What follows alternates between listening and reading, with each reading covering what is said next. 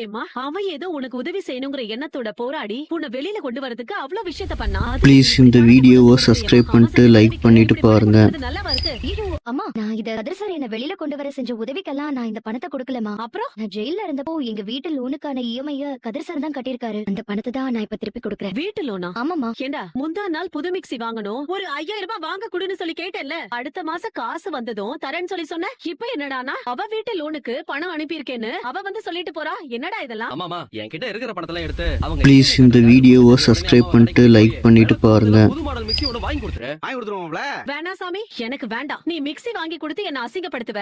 அத நான் வாங்கி வச்சுப்பேன்னு நினைச்சியா? அம்மா, நான் என்னமா அசிங்கப்படுத்தினேன்? நான் கேட்டப்ப நீ இல்லன்னு சொன்னல. அம்மா, என்னமா பேசுற நீ? ஏண்டா ஊரா முட்டு லோன நீ போய் கொடுப்ப, அதுவும் எத்தனை தடவைனாலும் எங்க கிட்ட சொல்லாம எப்பேற்பட்ட வேலையை செஞ்சுட்டு இருந்திருக்க. இதெல்லாம் நல்லதுக்கு இல்ல கதிரு, அவ்வளவுதான் நான் அம்மா, சொல்லுவேன். நான் எல்லாரும் நல்லா இருக்கணும்னு நினைக்கிறேன். அதையும் தாண்டி அந்த குடும்பம் நமக்கு செஞ்ச உதவியை நினைச்சு பாரு. ப்ளீஸ் இந்த வீடியோவை சப்ஸ்கிரைப் பண்ணிட்டு லைக் பண்ணிட்டு பாருங்க. அவங்க லோன் இஎம்ஐ எல்லாம் கட்டினேன். தோ அதான் தரமா திரும்ப வந்து கொடுத்துட்டாங்களா. அப்புறம் ஏன் இந்த விஷயத்தை பெருசா பேசிட்டு இருக்கீங்க? டேய், அண்ணே, எதுக்கு இப்ப கோவப்படுறே?